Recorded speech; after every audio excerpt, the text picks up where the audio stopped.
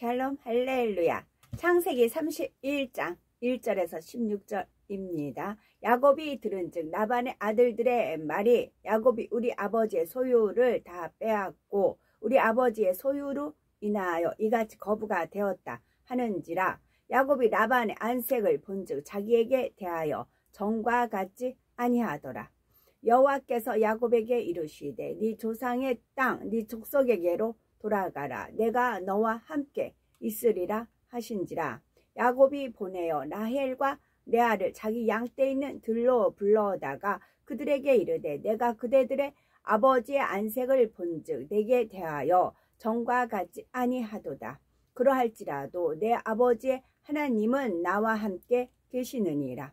그대들도 알거니와 내가 힘을 다하여 그대들의 아버지를 섬겼거늘 그대들의 아버지가 나를 속여 품삯을 10번이나 변역하였느니라. 그러나 하나님이 그를 금하사 나를 해치 못하게 하셨으며 그가 이르기를 점 있는 것이 네 싹이 되리라 하면 온 양떼에 남은 것이 점 있는 것이요 또 얼룩 무늬 있는 것이 네 싹이 되리라 하면 온 양떼에 낳은 것이 얼룩 무늬 있는 것이니 하나님이 이같이 그대들의 아버지의 짐승을 빼앗아 내게 주셨느니라. 그 양떼가 새끼 뵐 때에 내가 꿈에 눈을 들어보니 양떼를 탄 수량은 다 얼룩무늬 있는 것, 점 있는 것, 아롱진 것이었더라. 꿈에 하나님의 사자가 내게 말씀하시기를 야곱아 하기로 내가 대답하기를 여기 있나이다 하매 가라사대 네 눈을 들어보라. 양떼를 탄 수량은 다 얼룩무늬 있는 것, 점 있는 것, 아롱진 것이니라. 라반이 네게 행한 모든 것을 내가 보았노라. 나는 베델 하나님이라. 네가 거기서 기둥에 기름을 붓고 거기서 내게 서원하였으니 지금 일어나 이곳을 떠나서 네 출생지로 돌아가라 하셨느니라. 라헬과 레아가 그에게 대답하여 가로되 우리가 우리 아버지 집에서 무슨 분깃이나 유업이나 있으리요. 아버지가 우리를 팔고 우리의 돈을 다 먹었으니 아버지가 우리를 외인으로 여기는 것이 아닌가. 하나님이 우리 아버지께서 취하신 재물은 우리와 우리 자식의 것이니 이제 하나님이 당신에게 이르신 일을 다 준행하라. 야곱이 점차 부가 쌓아가게 되자 라반과 그의 아들들은 야곱에 대한 불편한 감정을 드러내기 시작합니다. 그것이 라반의 아들들의 말과 라반의 얼굴에서도 곧바로 드러나고 있지요. 라반의 아들들은 야곱이 우리 아버지의 소유를 다 빼앗고 우리 아버지의 소유로 인하여 이같이 거부가 되었다 말하였고 라반 역시 안색을 보니 예전에 야곱을 대하던 것과는 달랐습니다. 자기 유익에 맞지 않으니 즉시로 이러한 모습이 나왔던 것이지요. 이처럼 자기 유익에 맞지 않는 일 앞에서 금방 안색이 변하는 경우가 있습니다. 얼굴이 불그락 푸르락해지면서 언성이 높아지기도 하지요. 혈기를 내며 폭발해 버리는 경우도 있고요. 우리 자신의 모습은 어떠한지 스스로 생각해 보시기 바랍니다. 본인은 얼굴색이 변한 것을 모르고 언성을 높인 것이 아니라고 생각할 수도 있지만 다른 사람이 볼 때는 감정 섞인 표정과 말에 가시가 돋친 것이 느껴지게 되지요. 이렇게 안색이 변한다는 것은 결국 자기 안에 감정이 있고 악이 있음을 스스로가 증거하는 것입니다. 이사야서 3장 9절에 보면 그들의 안색이 스스로 증거하며 말씀했지요. 그렇다 하여 상대의 얼굴 표정만 보고 판단할 수 있는 것만은 아닙니다. 속에 있는 것을 겉으로 내색하지 않는 사람도 있고 무엇보다 사람의 중심은 오직 하나님만이 아시기 때문입니다. 하지만 라반과 같이 속에 있는 감정을 절제하지 못하고 겉으로 드러내고 마는 수준에 있는 사람이라면 선의 단계에 비추어 볼 때에 자신의 모습을 정확히 분별해 보아야 할 것입니다. 또한 라반의 아들들이 했던 말로 인해 야곱과 라반 사이가 더욱 금이 가게 되었던 것처럼 자신의 입술의 말이 사람들 사이에 화평을 가져다 주게 하는 말인지 아니면 화평을 깨는 말인지도 돌아보아야 하지요. 우리가 고의적으로 악을 행한 것은 아니라 하더라도 결국 마음에 있는 것이 입술로 나오기 때문에 마음에 있는 악으로부터 자신도 모르게 이간시키는 말, 상대를 상처 주는 말, 지시하고 명령하는 말 등이 나온다는 사실입니다. 또한 같은 말이라도 해야 할 자리와 하지 말아야 할 자리를 분별하고 상대가 어떤 사람이냐에 따라 해야 할 말과 하지 말아야 할 말을 분별하며 꼭 필요한 말인가 아닌가도 분별하여 말할 수 있는 지혜가 필요합니다. 그래야 말에 실수도 없을 뿐만 아니라 늘 진리의 선한 말만을 낼 수 있습니다. 마침내 하나님께서도 야곱으로 하여금 고향 땅으로 돌아가도록 지시합니다. 하나님의 섭리 가운데 정하신 때가 된 것이지요. 야곱은 고향으로 돌아갈 본격적인 준비를 하면서 먼저 라반의 딸들이자 자신의 아내인 라헬과 레아에게 상황을 설명합니다. 이때 야곱은 고향으로 돌아가야 하는 정당성에 대해 설명을 하면서 굳이 하지 않아도 될 말들까지 합니다. 하나님의 섭리 가운데 고향으로 돌아가야 할 때가 왔다고 말하면 될 텐데 라반의 부당함을 거듭 강조하였지요. 라반을 위해 힘을 다해 섬겼음에도 라반이 자신을 부당하게 대했다는 것입니다. 야곱은 모든 탓을 라반에게 돌리며 모든 것을 자신에게 유리한 쪽으로만 해석하고 있지요. 7절에서 9절에 그대들의 아버지가 나를 속여 품삯을 10번이나 변역하였느니라. 그러나 하나님이 그를 금하사 나를 해치 못하게 하셨으며 그가 이르기를 점 있는 것이 네 싹이 되리라 하면 온 양떼에 점은 나은 것이 점 있는 것이요 또 얼룩무늬 있는 것이 네 싹이 되리라 하면 온 양떼에 나은 것이 얼룩무늬 있는 것이니 하나님이 이같이 그대들의 아버지의 짐승을 빼앗아 내게 주셨느니라 말합니다. 라반은 부당하고 자신을 정당하기에 하나님께서 자신을 지키셨고 라반의 짐승을 빼앗아 자신에게 주셨다고 말하고 있지요. 야곱은 분명 자신의 지혜 가운데 꾀를 내어 라반의 재산을 가지고 자신의 부를 쌓은 것임에도 그것을 하나님의 뜻이요 섭리라 말하는 것입니다. 물론 야곱이 부를 쌓아서 고향으로 돌아가게 하는 것은 하나님의 섭리 안에 있는 일이지만 야곱이 사용한 방법까지 온전히 하나님의 뜻에 의한 것은 아니죠. 그럼에도 야곱은 자신이 사용한 방법을 마치 하나님께서 친히 보장하시고 역사하신 것처럼 말합니다. 야곱이 좀 더 선한 마음을 가졌다면 자신의 정당성을 주장하기 위해 굳이 라반의 부당함을 더 크게 부각시켜서 말하지는 않았겠지요. 또한 자기 생각과 지혜 가운데 한 일을 마치 하나님의 뜻 가운데 한 것처럼 포장하여 말하지도 않았을 것이고요. 오늘 나도 이런 모습을 흔히 찾아볼 수 있습니다. 자신의 행동을 정당화하기 위해 굳이 다른 사람의 부당함까지 들춰내는 경우가 얼마나 많은지요. 상대방의 허물이나 잘못을 더 크게 부각시키고 드러내어서 상대적으로 자신의 정당성을 확실하게 인정받을 수 있다고 생각하기 때문입니다. 또는 다른 사람은 이렇게 하는데 나는 그렇지 않았다라든가 다른 사람도 다 그러하는데 왜 나만 잘못되었다고 하느냐는 등 자신을 지키고 정당화하기 위해 쉽게 다른 사람의 탓을 하는 것입니다. 그리고 어떤 경우는 자신의 행동을 정당화하기 위해 자신의 행동이 마치 하나님의 뜻과 섭리에 따라 행한 것처럼 말하는 경우도 많지요. 잘못된 일은 무조건 남의 탓이고 자기에게 유리한 일은 하나님의 뜻인 것처럼 주장해서 밀고 나간다는 말입니다.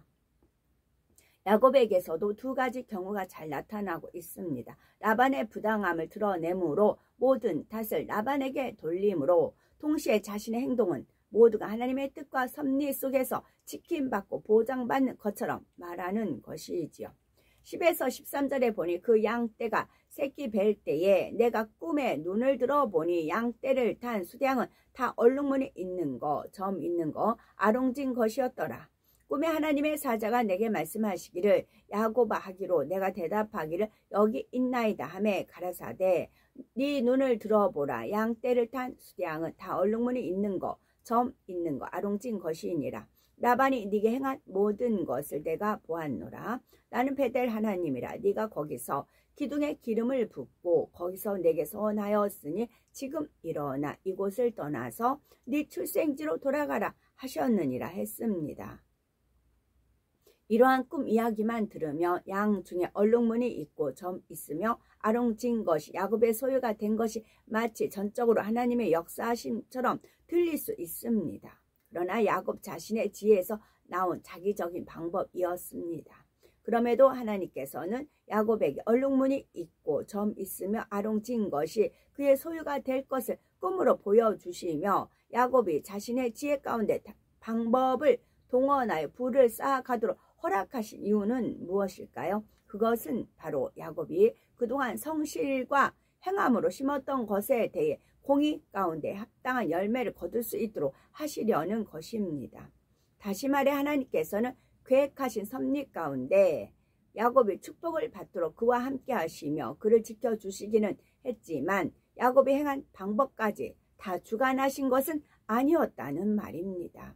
다만 야곱은 하나님께서 주신 지혜인 바라봄의 법칙을 자기 나름대로 활용하여 부를 쌓아갈 수가 있었다는 말이죠. 여기서 우리는 야곱의 마음을 다시 한번 알 수가 있습니다. 라반과 함께 하면서 그처럼 연단을 받았음에도 불구하고 야곱은 아직도 온전하지 못한 가운데 자기 생각과 자기 방법을 동원해 나가고 있지요. 예를 들어 야곱이 지금 고향을 향해 떠나려는 것은 물론 하나님의 섭리 안에 있는 일이었지만 그렇다고 해서 그의 처신이 옳았던 것은 아닙니다. 야곱이 급하게 떠나려고 하는 것은 라반이라 나반의 아들들과의 사이에서 일어날 수 있는 갈등을 피하려는 의도가 크지요. 즉 먼저 라반의 마음을 풀어줄 방법이나 그와 화평함을 쫓을 선한 방법을 찾기보다는 어떻게든 자신의 것을 지키면서 동시에 불편한 상황을 피하기 원함으로 당장 떠나려고 했다는 말입니다.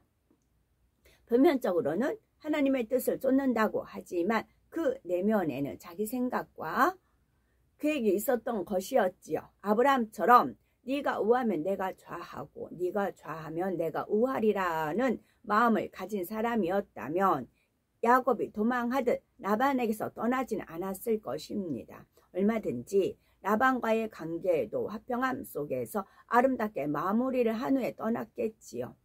물론 야곱이 라반과의 화평을 쫓기 위해서는 자신의 소유를 어느 정도 다시금 라반에게 내어 주어야 할 수도 있었을 것입니다. 욕심 많고 이미 마음이 상해버린 라반이 야곱을 순순히 보내줄 리가 없을 테니까요. 야곱은 그렇게까지 해서 라반과 화평을 쫓으려는 마음보다는 자신의 것을 지키고자 하는 마음이 컸습니다. 그러다 보니 야곱은 라헬과 레아의 동의를 얻자마자 곧바로 자식들과 아내들과 모든 소유를 챙겨서 라반에겐 한마디 말도 없이 길을 떠나지요. 이때 라헬과 레아가 남편 야곱의 제안을 순순히 따랐던 데에도 사실 숨은 뜻이 있었습니다. 이런 말씀을 들으면서 나는 라반의 어떠한 마음을 가지고 있는가? 비질리 또는 야곱의 어떠한 비질리 마음을 가지고 있는가? 야곱의 아내들의 비질리는 나도 가지고 있지 않은가? 내 마음도 그렇지 않은가를 살피고 발견할 수 있어야 합니다. 이런 말씀을 들으면서 나는 라반의 어떠한 마음을 가지고 있는가?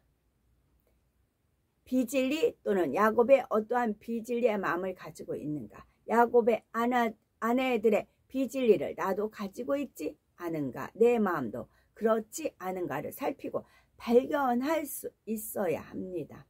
14절에서 16절에 우리가 우리 아버지 집에서 무슨 품깃이나 유업이나 있으리요. 아버지가 우리를 팔고 우리의 돈을 다 먹었으니 아버지가 우리를 외인으로 여기는 것이 아닌가. 하나님이 우리 아버지에게 취하신 재물은 우리와 우리 자식의 것이니 이제 하나님이 당신에게 이르신 일을 다 준행하라 말씀합니다.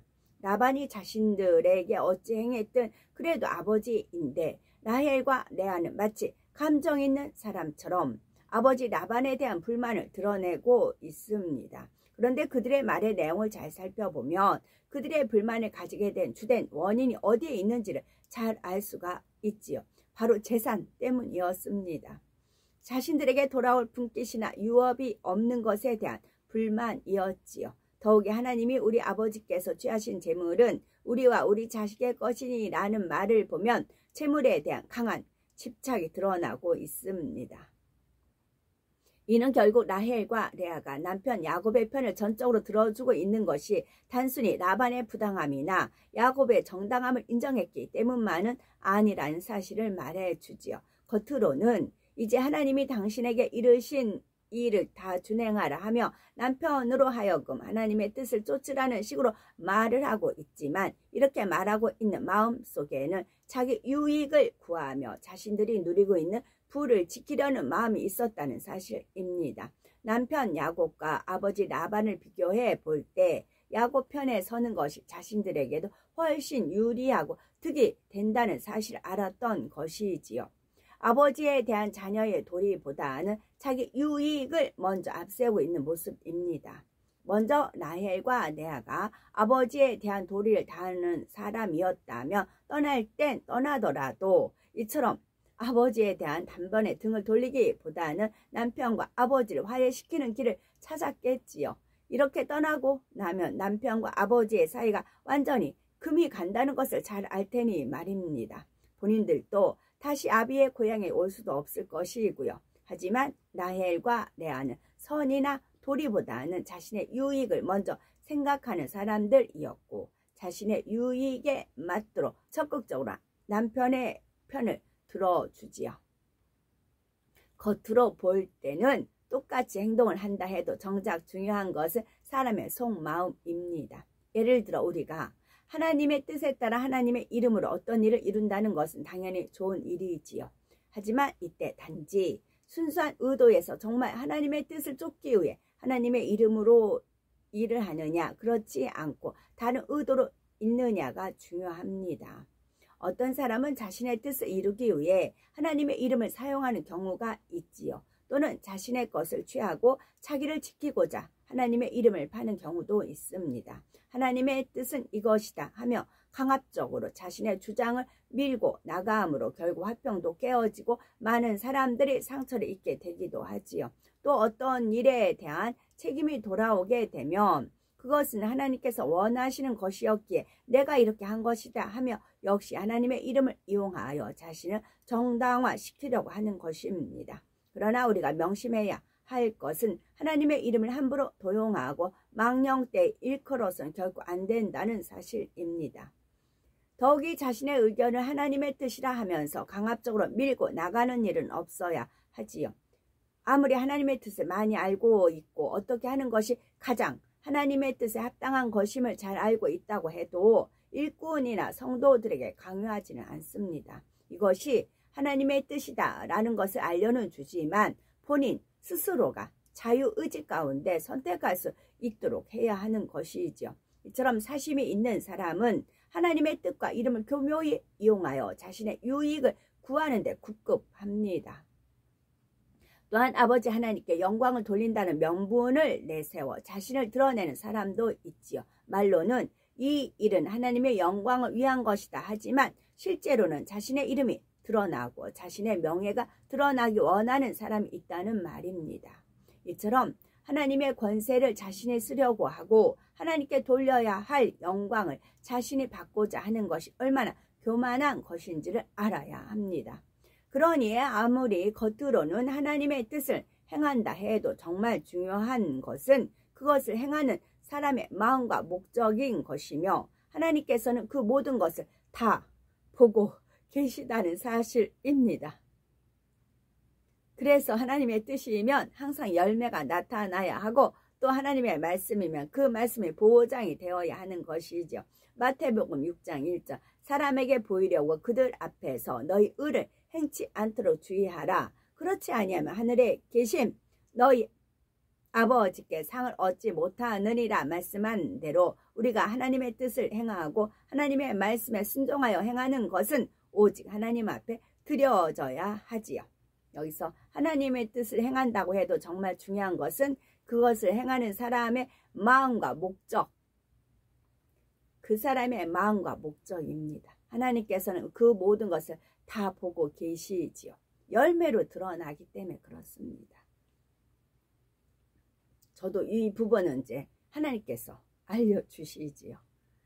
여기서 이제 그 채승이를 검색을 해봤어요. 그랬더니 평양 건무가 있어요. 평양 건무, 그 다음에 보살춤, 무당춤, 그런 쪽으로 춤을, 온갖 춤은 다 이제 본인이 습득을 해서 그걸 다 표출을 하는데, 보살춤, 무당춤, 특히 평양 건무, 그것을 했을 때는 완전, 어제 제가 이제 카톡 중지됐잖아요. 그래서 이제 그걸 보다가 잤는데, 완전히 원수마귀 사단 루시퍼예요. 그 영에 씌인 거예요. 그래서 그 댓글 거기 자막에도 신의 경지에 오른 것 같은 그런 표현이 있더라고요. 완전히 원수마귀 사단 루시퍼 영에 씌어가지고 하는 거였어요. 평양 건무는 더 말할 것도 없고, 보살춤, 무당춤, 그런 것들 완전히 원수마귀 사단 루시퍼 영에 씌어서 그렇게 하는 거였어요. 하나님은 선은 선한 것을 냅두고 하나님께서 원하시는 거는 원수마귀 사단한테 줬는데, 그것을 우상 숭배하는 걸로 해서 본인이 영광 취했던 거 있죠. 마치 연꽃같이, 연꽃 비유들면 아주 쉽더라고요. 그걸 뺏어 오는 겁니다. 그래서 채승이 그런 것을 찾아오는 것이고, 그 다음에 앙드레 김도 안존조로 그랬잖아요. 자식이 없었잖아요. 그런 것도 찾아오는 거예요. 그게 목적이었더라고요. 선한 건 선한 대로 가면 되는 건데, 오염시킨 그거를 바꿔오는 거죠. 마치 선악과를 먹었다. 그러면 제가 많이 말씀드렸어요. 같은 말을 들었다. 거기 악이 들어있고 독이 들어있어. 어쩔 수 없이 먹었어요.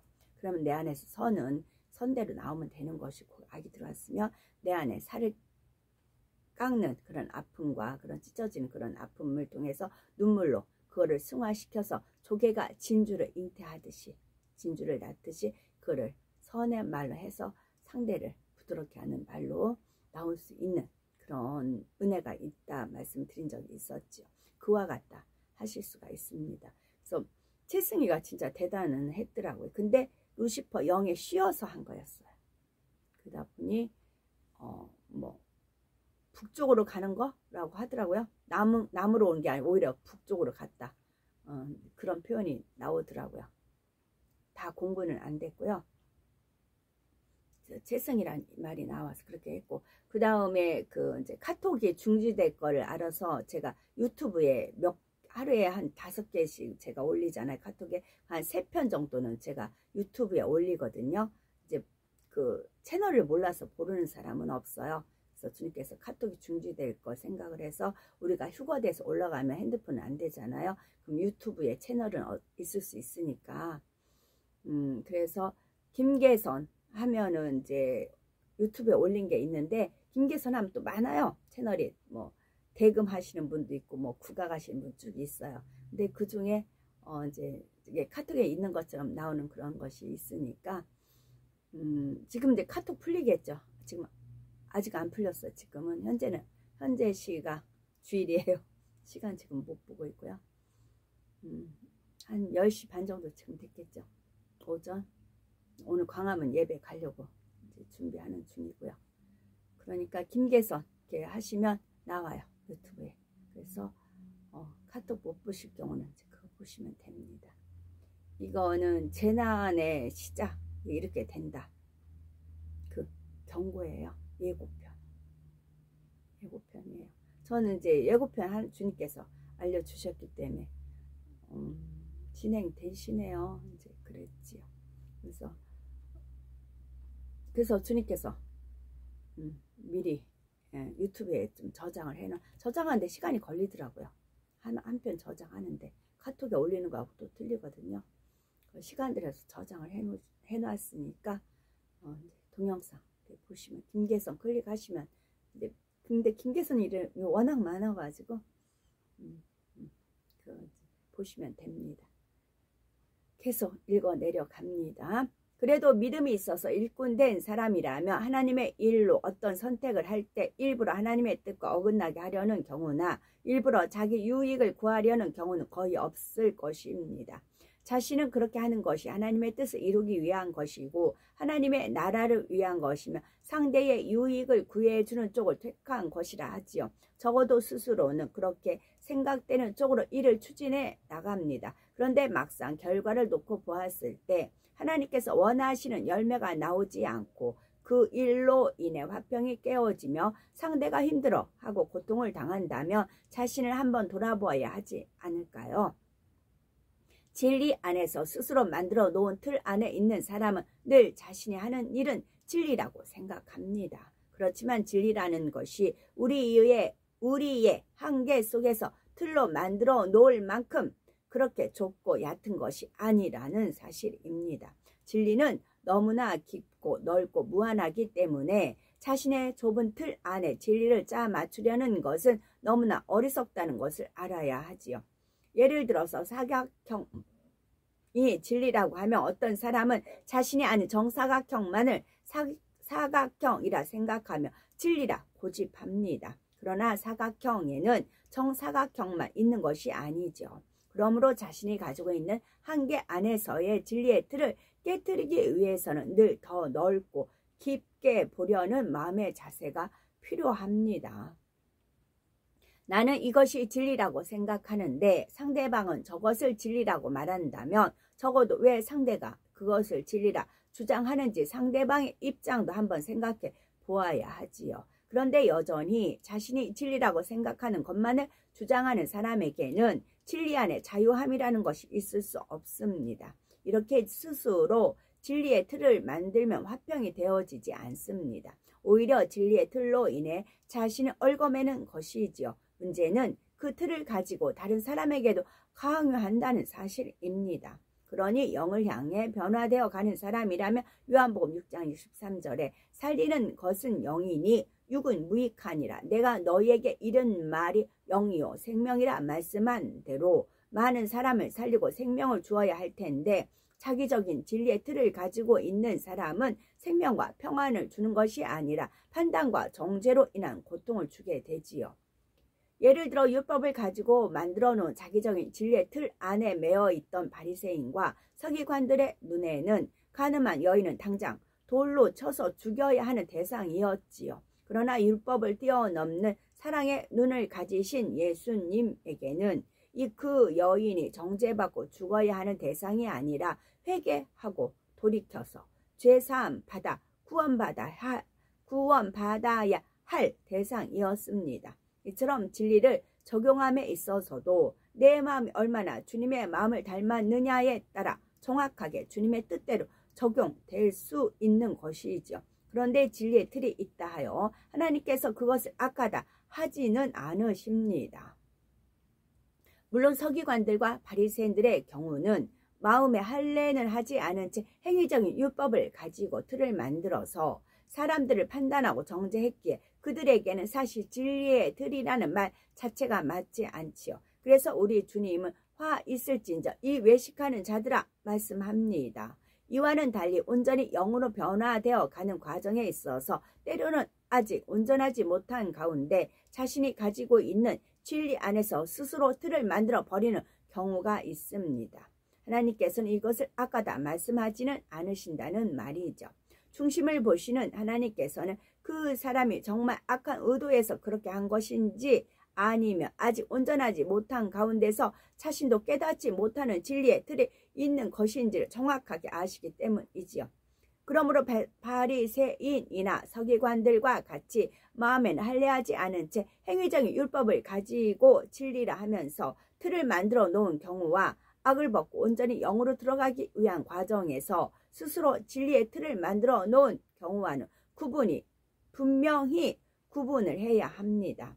물론 진리의 틀도 하나님의 앞에서는 합당한 것이 아니기에 하나님께서는 온전한 영으로 이끄시고자 연단을 허락하셔서 그 틀을 깨도록 하시지만 사람 편에서 판단 정죄해서는 안 된다는 사실입니다. 하나님께서 역사하여 인도해 가시도록 해야 하지요. 야곱도 스스로는 자신이 하나님의 뜻을 잘 쫓고 있다고 생각했을 것입니다. 하나님의 뜻과 섭리 가운데 자신의 축복받고 때가 되어 고향을 향해 떠나게 된 것이라고 생각하겠지요. 이것이 바로 자신이 가지고 있는 비진리가 진리와 교묘하게 섞이면서 자신의 행동을 진리라고 생각하며 스스로도 속는 경우입니다. 이처럼 야곱은 여전히 그 깊은 내면에 자기 유익을 구하며 자기 생각과 방법을 쫓고자 하는 마음이 있었음에도 자기 스스로는 이러한 자신의 모습을 발견하지 못하고 있었기 때문에 하나님께서는 결국 야곱이 약복 강가에서 철저히 깨어지는 역사가 있도록 허락하신 것이죠. 이렇게 야곱이 자기 생각과 방법을 동원하여 고향을 향해 떠났을 때 그 결과가 어떻게 되는지가 바로 드러납니다. 우리가 마음의 악을 발견하고 벗고 성결을 향해 달려갈 때 굵직굵직한 것들은 발견하여 버리는 것은 그리 어려운 일이 아닙니다. 자기 스스로는 물론이고 누가 보아도 당연히 악이라고 생각되는 것들은 쉽게 발견할 수가 있기 때문에 얼마든지 신속히 버려나갈 수가 있지요. 이렇게 하나하나 버려나가다 보면 이제 어느 정도 악의 모양을 벗고 스스로 볼 때나 다른 사람이 볼 때도 경건한 모양을 갖추게 됩니다. 그런데 이쯤에서 죄와의 싸움을 휴전해 버리는 사람이 있습니다. 특별히 악의 모양이 드러나지 않고 주변으로부터도 어느 정도 인정받는 위치에 섰다 싶으니 더 깊고 세미한 악의 모양을 발견하여 벗어버리려는 노력을 게을리하게 되는 것이지요. 다시 말해 안주해 버리고 마는 것입니다. 여기서부터 문제가 생길 수가 있습니다. 성경에 악은 모양이라도 버리라고 하신 것은 자기 보기에 이 정도다 싶을 때까지만 악을 버리라는 말씀이 아니지요. 악이란 그 속성상 조금만 뿌리를 남겨두어도 다시 자라날 수 있는 가능성을 가지고 있습니다. 그러므로 악의 모양을 온전히 뽑아내기까지는 결코 이 정도면 되겠지 하는 마음을 가져서는 아니 됩니다.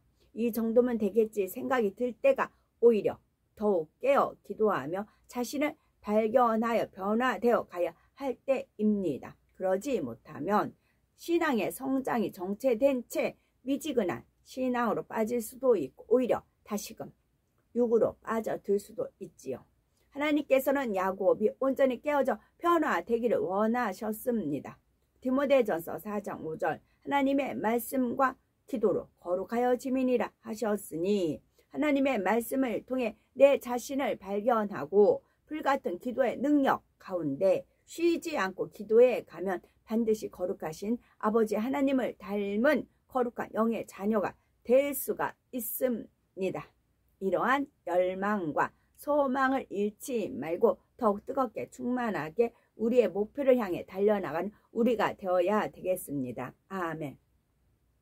우리는 서서히 여유 있게 투영, 동승, 신압으로 총총히 금가 옥조입니다. 오늘도 성령의 불단과 천군 천사와 주님의 불꽃 같은 눈동자로 지키어 보하여 주시는 사랑해 주신 아버지 하나님께 모든 감사, 영광, 찬송, 찬양 높이 올려드립니다. 사랑해 주신 아버지 하나님만이 홀로 영광 받으시옵소서. 아멘.